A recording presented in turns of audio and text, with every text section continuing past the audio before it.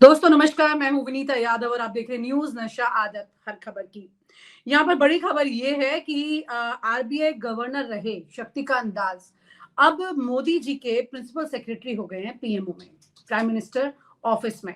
बड़ी बात ये है कि इनको ये पद तो मिल गया है, लेकिन इतना विश्वास इस सरकार में किस-किस ऐसे पद के व्यक्ति को बड़े पद पर जाने का मौका मिलता है, तो सवालों के घेरे में वो आ ही जाता है। क्योंकि आपको याद होगा कि नोटबंदी, जीएसटी तमाम तरह की बातें आना सामने, इस तरह के बड़े फैसले सरकार के जिस पर उसे घेरा गया तमाम सवालों से।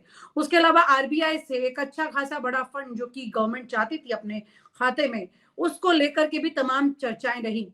और रघुराम राजन रहे हों पूर्व आरबीआई गवर्नर या उर्जित पटेल रहे हों। उर्जित पटेल तो अपॉइंटमेंट भी मोदी टेन्योर में ही उनका हुआ था। उसके बावजूद जब उन्होंने इस्तीफा दे दिया तो काफी चर्चा में वो आया था। सवाल ये है कि दोनों ने कई सवाल खड़े किए सरकार के कामकाज पर, लेकिन शक्तिकांत दास बिल्कुल शांत रहे और उसके बाद अब उन्हें प्राइम मिनिस्टर ऑफिस में प्रिंसिपल सेक्रेटरी के पद पर ले जाया गया है। आपको याद होगा कि अभी कुछ वक्त पहले निपेंद्र मिश्रा, जो कि पीएमओ का काफी काम देखते थे, उन्हें भी प्रधानमंत्री संग्रहालय की टीम में शामिल किया गया, स्मृति ईरानी को भी किया गया। तो ये जो खास नवरत्न की तरह ये सब लोग मोदी जी के साथ चल रहे हैं, इसके पीछे की खास वजह क्या है? देश को इससे क्या फायदा है या फिर मोदी जी को इससे कोई खास फायदा मिल रहा है? इस पर चर्चा के लिए हमारे साथ वरिष्ठ पत्रकार राजीव खन्ना जी और सुभाष शिर्के जी जुड़ रहे हैं। उन्हीं के साथ इस बात को आगे समझेंगे। बहुत-बहुत शुक्रिया आपका साथ में इस अहम मुद्दे पर चर्चा करने के लिए आप जुटे हैं। आज की तारीख में ये तमाम तरह के सवाल और ये चर्चाएँ भी सवालों के घेरे में ये आ जाती है कि कौन पत्रकार इन पर खुलकर बोल सकते हैं। इसलिए सबसे पहले तो अच्छी बात ये है कि आप इन बातों पर खुलकर अपने अपने व्यू जो है वो रखेंगे और जितने लोग हमें देख रहे हैं वो इन्हें सुने ज़रूर। सुभाष जी, बड़ा सवाल यही है कि किस बात के लिए शक्तिकांत दास जी को ये मौका मिल रहा है? क्या वो चुप रहे, खामोश रहे, आरबीआई गवर्नर हो कि सब देखते रहे, इसके लिए मिल रहा है अब एक और पद? देखिए, इकोनॉमी जो है वो बैड पैच में चल रही है और जिस तरह से यूरोप में भी इन्फ्लेशन बढ़ रहा है, अमेरिका में भी इन्फ्लेशन बढ़ रहा है, तो उसका असर जाहिर है कि भारत पर होगा। और इसके लिए मुझे लगता है कि अपनी जो फाइनेंस मिनिस्टर है उनको तो उतना ज्ञान नहीं है इस आर्थिक व्यवहार के बारे में और आर्थिक नीतियों के, यानी जो पॉलिसीज होती है उनके बारे में। लेकिन एक अच्छा आदमी जो समझ रखने वाला हो वो अपने पास होना चाहिए। इसके लिए मुझे लगता है कि शक्तिकांत दास इनको मोदी इन्होंने अपने कैबिनेट सेक्रेटरीट में उन्होंने लिया है। ये नंबर 2 रहेंगे, पीके मिश्रा नंबर 1 है ही, ये नंबर 2 रहेंगे, यानी इनको काफी बड़ा बड़ा अधिकार उन्होंने दिया है। और जब तक नरेंद्र मोदी प्रधानमंत्री पे बने रहेंगे तब तक ये भी पीएमओ में बने रहेंगे। इतना बड़ा इंपॉर्टेंस उनको दिया गया है। इसके पीछे कारण भी है, क्योंकि शक्तिकांत दास 2018 में ये आरबीआई का गवर्नर पद उन्होंने संभाला था। उसके पहले उर्जित पटेल इस्तीफा दे चुके थे। उर्जित जी। पटेल उन्होंने जो सारी चीजें हो रही थी, सरकार का प्रेशर था कि ज्यादा से ज्यादा पैसे आरबीआई गवर्नमेंट को दें, और इसके लिए उर्जित पटेल मानने के लिए तैयार नहीं थे, क्योंकि उर्जित पटेल अर्थशास्त्री थे और इंटरनेशनल रिप्यूट के थे, तो उनको अपनी स्टेटस की भी चिंता थी इंटरनेशनल लेवल पे, तो उन्होंने वो माना नहीं। लेकिन शक्तिकांत दास ऐसे नहीं थे, वो आईएएस अफसर थे। उन्होंने काफी जो चीजें हैं वो सरकार के पक्ष में की। उदाहरण के तौर पे मैं बताऊं कि 2018-19 में उन्होंने 1,75,000 करोड़ 987 1,75,987 करोड़ इतने पैसे सरप्लस आरबीआई का सरकार को दिया। जाते जाते उन्होंने 2,10,873 करोड़ इतना पैसा सरकार को दिया। बाकी हर साल वो उनको देते रहे। 19-20 में उन्होंने 57,000 दिया, 20-21 में 99,000 दिया करोड़, और 2021-22 में 30,000 करोड़ के आसपास दिया। 22-23 में 87,000 करोड़ के आसपास दिया। तो इतना पैसा जो है वो सरकार को दिया गया, जिसके तहत जो लिक्विडिटी का इश्यू है गवर्नमेंट का वो बरकरार रहे। हालांकि इससे मुंबई में बैठे हुए जो अर्थशास्त्री हैं उनका कहना है कि इससे आरबीआई कमजोर हो रही थी और आरबीआई कमजोर रहेगी। अगर आने वाले दिनों में आरबीआई को कुछ लीवरेज या सरकार को कुछ लीवरेज होना चाहिए तो आरबीआई के पास ये धन होने की आवश्यकता थी, लेकिन वो नहीं बचा है। तो इसे सरकार का हाँ में हाँ मिलाने की बात शक्तिकांत दास इन्होंने की। हालांकि उन्होंने एक अच्छी बात उन्होंने की थी कि उनके 5 साल के टेन्योर में उन्होंने रेपो रेट कम नहीं किया।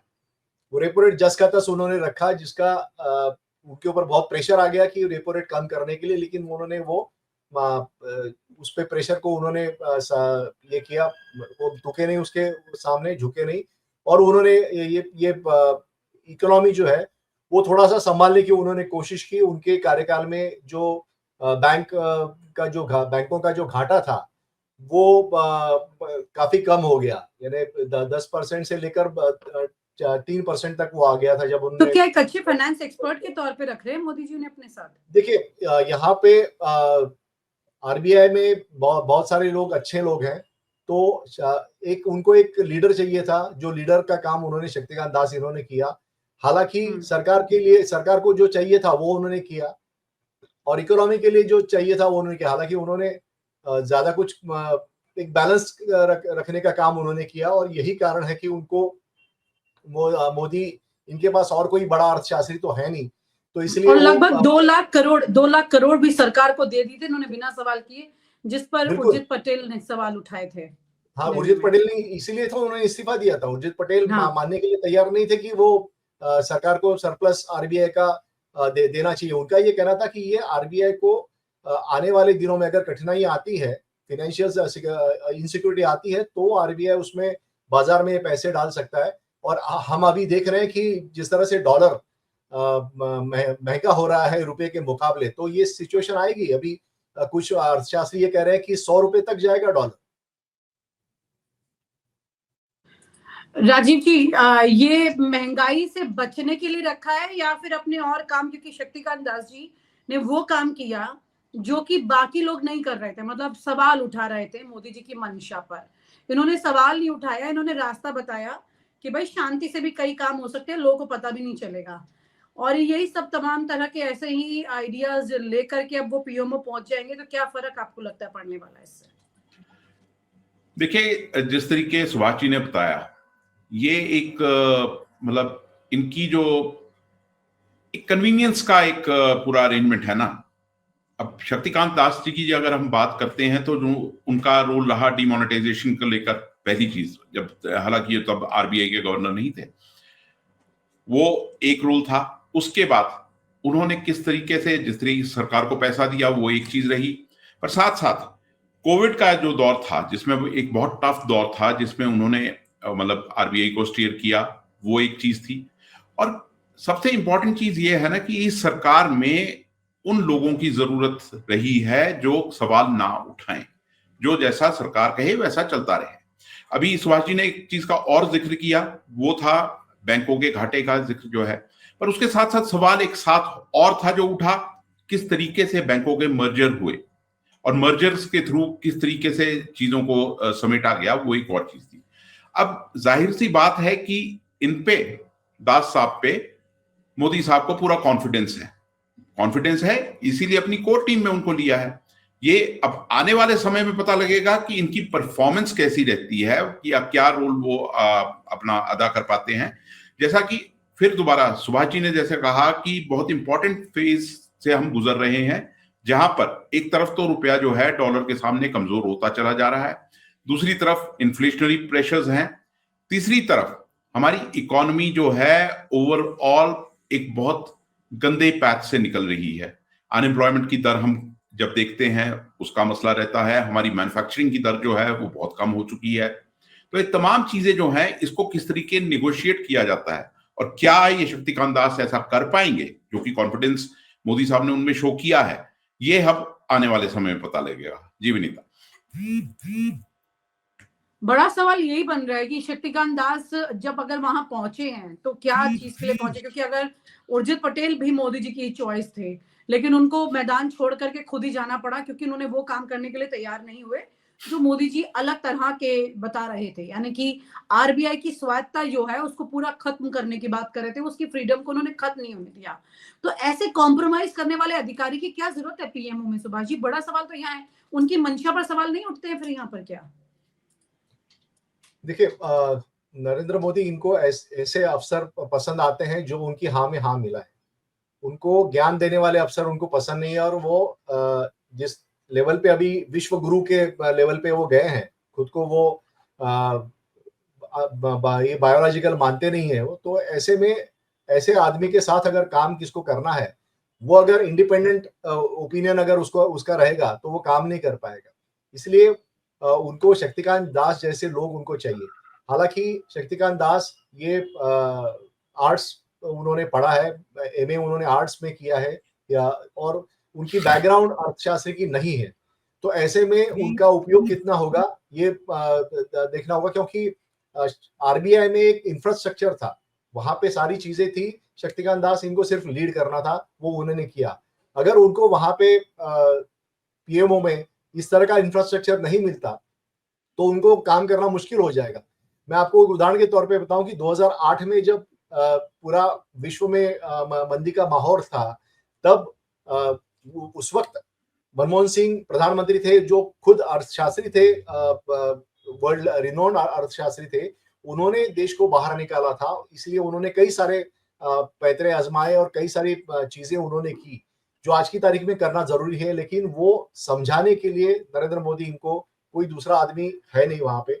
उनको जिस तरह से उन्होंने इकोनॉमिक पॉलिसी अख्तियार की है कि चंद उद्योगपति हैं उनको ही सिर्फ बढ़ावा देना, और बाकी जो उद्योगपतियां हैं या फिर बाकी जो सेक्टर है उनको दरकिनार करना, तो ये ओवरऑल डेवलपमेंट की बात नहीं है। ये चंद लोगों की डेवलपमेंट की बात है, और उसका असर अल्टीमेटली होता है देश के इकोनॉमिक स्टेटस पे और देश की आर्थिक स्थिति पे होगा।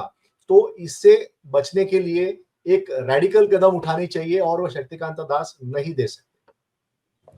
बिल्कुल, क्योंकि शक्तिकांत दास ने जो काम किए वो पहले कभी नहीं किए गए थे आरबीआई में। अजीब बात यह है कि जितना बड़ा अमाउंट सरकार के पास ट्रांसफर हुआ आरबीआई से, आरबीआई है ऐसे फंड को अपने पास रखता है, जब देश संकट में आता है तो उस फंड की जरूरत पड़ती है, लेकिन सरकार ने उस फंड को लिया वहां से, और शक्तिकांत दास ने उस पर जरा भी ऑब्जेक्शन नहीं किया। ये अपने आप में एक बड़ा सवाल था, जिसकी वजह से लोगों को उनकी मंशा पर, उनकी नीयत पर शक होने लगा, और उनको उनका पद भी बहुत ज्यादा, जिसे कहते हैं कि आउट ऑफ बॉक्स जाकर के उनको ये पोजीशन मिली थी। कुछ खास ऐसी बातें नहीं थी उनके करियर में जिसकी वजह से उन्हें आरबीआई गवर्नर बनाया जाए। शक्तिकांत दास के कार्यकाल में रुपए की हालत इतनी खराब हो गई कि भारतीय मुद्रा जो है वो 87 रुपए प्रति डॉलर तक गिर गई। राजीव जी, इतना नुकसान देने के बाद, और ये जैसा कि सुभाष जी ने बहुत इंपॉर्टेंट बात कही है कि मोदी जी को वो पसंद आते हैं जो मोदी जी की बात सुनते हैं, कहते हैं। मोदी जी कब तक अपनी बात कहते रहेंगे अर्थव्यवस्था के मामले में? मैं कहती हूँ उनके कुछ तरीके सही हो भी सकते हैं, जैसे कि आप ऐसे लोगों को ला करके मुख्यमंत्री बनाते हैं जिनके बारे में कोई नहीं सोच सकता है, ये बहुत अच्छी बात है। आप रेखा गुप्ता को ले आते हैं, आप धामी को ले आते हैं, आप भजन लाल को ले आते हैं, उधर मोहन यादव को, कि आपने अपने कार्यकर्ताओं को, पुराने लोगों को लाके बनाया, बहुत बढ़िया। लेकिन वहीं पर आप इन सबके पीछे जो सबसे इंपॉर्टेंट चीज है इस देश के लिए, हमारी रीढ़ की हड्डी, जो कि अर्थव्यवस्था, उसे संभाल नहीं पा रहे हैं, उसमें आप लगातार फेल हो रहे हैं। और ऐसे आरबीआई गवर्नर के बाद ऐसे व्यक्ति को आप पीएमओ ले जा रहे हैं। तो कुल मिलाकर के हमें और कितने अर्थव्यवस्था के तौर पे झटके देखने पड़ेंगे, क्योंकि हाल ही में अभी ट्रंप ने भी हमें पैसा जो है वो देने से मना कर दिया। तमाम तरह की परेशानियां इसमें आ रही हैं। ब्रिक्स में भी उन्होंने अपनी कंट्रोल पावर बनाने की कोशिश की, वो कमजोर हो गई परिस्थिति। अब अर्थव्यवस्था के तौर पर देखा जाए तो ये वॉर बुरी तरह से हारे हुए हैं मोदी जी। और उसके बाद शक्तिकांत दास क्या कर लेंगे? ऐसे में उर्जित पटेल को क्यों नहीं बना पाते हैं ये लोग? देखिए, सीधी सी बात है ना विनीता की, उर्जित पटेल को कैसे बनाएंगे? जो आदमी सवाल उठाएगा उसे ये कैसे टॉलरेट करेंगे?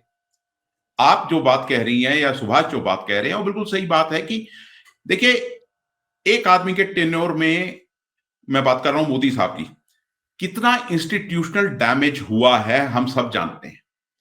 एक के बाद एक इंस्टीट्यूशन को डैमेज किया गया, और उसी फहरिस्त में आरबीआई भी शामिल होता है। आपने कहा कि जिस तरह की पहले कभी ऐसा नहीं, जिस तरह पहले कभी ऐसा नहीं हुआ था और अब ऐसा हुआ है, वो चीज है। अच्छा, जहां तक आपने अभी जो एग्जांपल दिए कि जिस तरीके से इन्होंने मुख्यमंत्री बनाए, मैं वहां भी आपसे डिसएग्री करता हूं। मेरा मानना यह है कि इनको सिर्फ यस मैन चाहिए, और वो यस मैन सिर्फ मुख्यमंत्री ही नहीं, वो जेपी नड्डा भी उनमें शामिल होते हैं। क्योंकि किसी बड़े स्टेट से पार्टी का प्रेसिडेंट बनाना एक पैरेलल स्ट्रक्चर खड़ा होता है, पावर सेंटर खड़ा होता है। वो एक पूरे जो फंक्शनिंग का तरीका है ना वो ऐसा है। तो इसलिए अब मतलब आप जो बात कह रही हैं कि डॉलर के सामने रुपया कमजोर हुआ है, अनप्रेसिडेंटेड फॉल है। और याद करें, ये वही लोग हैं जो पॉलिटिकली कहते थे कि जब रुपया गिरता है तो प्रधानमंत्री की साख गिरती है। अब क्या हो रहा है? क्यों? अब उन चीजों को याद कराओ तो बड़े असमंजस में पड़े जाते हैं ये लोग, है ना। अब इकोनॉमी की जब हम बात करते हैं, आपने तो एक आधी बात की, ट्रंप की बात तो है ही, जो वहां से एड आने की बात है या जो टैरिफ्स की बात हो रही है। देखिए, हम एक बहुत वोलेटाइल सिचुएशन में इस टाइम फंसे हुए हैं, और हमारी जो डोमेस्टिक जो हम मैन्युफैक्चरिंग की बात जो करते हैं वो कितनी गिर चुकी है, आप वो देखिए। अनएम्प्लॉयमेंट की दर कितनी बढ़ी हुई है, इस बारे में कोई बात नहीं करना चाहता। ये जो विश्व गुरु का एक ये चोगा ओढ़ने वाली जो बात है और लोगों को मिसलीड करने की हम दिन रात कोशिश करते रहते हैं, वो अल्टीमेटली कुछ रियल टर्म्स में तो डिलीवर नहीं ना कर रहा। अब ये है कि मोदी साहब का, शक्तिकांत दास की आप बात करते हैं, ठीक है, कोई आदमी डिसीजन लेता है वो गलत सही जो भी हो सकता है, पर गलती को मानना वो भी इस सरकार की कभी प्रैक्टिस नहीं रही है। और उसमें सबसे बड़ा एग्जांपल जिसमें कि एक रोल शक्तिकांत दास का भी था, वो था डिमोनेटाइजेशन। आज मोदी साहब डिमोनेटाइजेशन का नाम भी नहीं लेते हैं, ठीक है। किसी आज भाषण मतलब में हिस्सा नहीं बनता ना, कोई वो achievements अपने में जिक्र एक दौर था वो अपनी इलेक्शन रैली की शुरुआत उससे करते थे और मजाक उड़ाते थे उन लोगों का जो डिमोनेटाइजेशन को काउंटर करते। और जो आज हम क्राइसिस देख रहे हैं ना विनीता, मतलब कि एक एक्सटर्नल क्राइसिस को आप छोड़ दीजिए, जो ट्रंप के टैरिफ्स वगैरह को उसको छोड़ दीजिए, पर जो हम क्राइसिस देख रहे हैं इकोनॉमी का, वो एक कास्केडिंग इंपैक्ट है विच स्टार्टेड फ्रॉम डिमोनेटाइजेशन। एक demonetisation, short implementation of GST, ठीक है, वो उसमें आपकी फाइनेंस मिनिस्ट्री फेल हुई है, पूरे तरीके से फेल हुई है। लगातार 1000 से ऊपर आपके मतलब नोटिफिकेशन चले आ रहे हैं, आज तक चले आ रहे हैं। आपकी एक शॉर्ट इंप्लीमेंटेशन ऑफ जीएसटी है, आपका डिमोनेटाइजेशन है। तो आप पॉलिसी, कौन सी पॉलिसी की आप बात कर रहे हैं? अच्छा, बैंकों की, जैसे मैंने कहा कि जब हम बात करते हैं कि मर्जर्स की बात, आप किसी इकोनॉमिस्ट से बात कीजिए, आपको समझ आएगा मर्जर के पीछे क्या खेल चलता रहा था, मर्जर से क्या अचीव किया गया। और फिर एक जो क्रोनी कैपिटलिज्म प्रमोट हुआ है इस देश में, एक प्लूटोक्रेसी जो प्रमोट हुई है इस देश में, उसका जिम्मेदार कौन है? ठीक है, आपका प्रेरोगेटिव है, आप किसी को चुनना चाहते हैं, आप अपनी टीम में लेना चाहते हैं, आप लीजिए, वो तो मतलब है, पर किस वजह से लिया जा रहा है ये ज्यादा इंपॉर्टेंट होता है। एक होता है कि किसी आदमी की एक मतलब जो होता है ना पाथ ब्रेकिंग, आपकी डिसीजन मेकिंग पावर है और पाथ ब्रेकिंग आपने रिजल्ट्स दिए हैं। क्या ऐसा हुआ है शक्तिकांत दास के टेन्योर में? वो सबसे बड़ा सवाल है। कई सवाल हैं। नियत और नॉलेज, ये दोनों बहुत जरूरी होती है प्रधानमंत्री के लिए, इस देश को फायदा पहुंचा सके, क्योंकि अगर उनको समझ ही नहीं होगी तो अच्छी नियत होकर भी कुछ नहीं कर पाएंगे। और नियत है। एक बात मैं कहना चाहता हूँ कि एक तो कोविड में एक आंकड़े आए थे, कोविड में जो मेडिकल एक्सपेंसेस लोगों ने झेले हैं उसके कारण 25 करोड़ लोग जो है वो बिलो पॉवर्टी लाइन आ गए थे। ये 25 करोड़ लोग कौन है, उसके बारे में कोई जानकारी नहीं है, ना मीडिया उसके बारे में बात कर रहे हैं, ना सरकार उसके बारे में बात कर रही है। ये लोग आज क्या कर रहे हैं इसके बारे में किसी को जानकारी नहीं है, आरबीआई के पास इसका कोई डेटा नहीं है। उसके बाद कितने लोगों ने आत्महत्या की गरीबी पैसे की वजह से, कोई डेटा नहीं है, क्योंकि डेटा रिलीज नहीं किए गए 2020 के बाद से। जी। और दूसरा ये जो लोग हैं, आज सिचुएशन ये है कि ह्यूमन कोई आदमी है उसका कोई वैल्यू नहीं रहा है। यानी योगी साहब कहते हैं कि जो पानी बहुत ही अच्छा है, जो एजेंसी कहती है कि ये पानी बहुत ही खराब है, वो आदमी के पीने लायक नहीं, और ये कह रहे कि है। तो कोई ह्यूमन वैल्यू ही नहीं रही है इस सरकार में। दूसरा, अभी जो सिचुएशन है कि मोदी साहब गए यूएस में और उन्होंने वहां पे बता दिया कि जो अमेरिका के साथ जो व्यापार है उसको दुगना करेंगे, 250 बिलियन यूएस डॉलर है वो 500 बिलियन डॉलर्स करेंगे। तो इसका मतलब ये कि यहाँ पे जो मैन्युफैक्चरिंग है उसको खत्म करने की बात है, जो कुछ बचा हुआ है या व्यापार है यहाँ पे उसको खत्म करने की बात है। दूसरा, अभी यूक्रेन वॉर खत्म हो जाएगा क्योंकि ट्रंप उसके लिए बहुत ही आग्रह कर रहे हैं। तो जो सस्ता पेट्रोल हमें या सस्ता क्रूड ऑयल हमें मिल रहा है, जिसके कारण हम लोग अपना जो इकोनॉमिक जो लीपापोती कर रहे हैं, जी क्योंकि सस्ता हमें मिल रहा है और हम रशिया के ऑयल खरीद के हम लोग अपना लोगों को उसके पैसे हमने कम नहीं किए, तो ज्यादा सरकार को मुनाफा हो रहा है उससे। तो वो अगर कम हो जाएगा तो असली में सरकार की टेस्ट बड़ा सवाल ये है कि सरकार तो मुनाफा कमा रही है लेकिन जनता तक को नहीं पहुंच रहा है। जनता के लिए कसाव लगातार बना हुआ है और शक्तिकांत दास क्या इसी काम के लिए है कि भाई आप 140 करोड़ लोगों के और कितने उनसे पैसा खींच सकते हैं और सरकार को मालामाल करते हैं। सरकार कहाँ माल जा रहा है, इस पर भी कई सवाल खड़े हो रहे हैं। बहुत बहुत शुक्रिया, thank you so much Subhashi, thank you so much Rajiv ji. और आप हमसे जुड़े रहने के लिए सब्सक्राइब करें YouTube पर, फॉलो करें Twitter पर और लाइक करें Facebook पर। और ज्यादा जानकारी के लिए आपको टाइप करना होगा सिर्फ न्यूज़ नशा।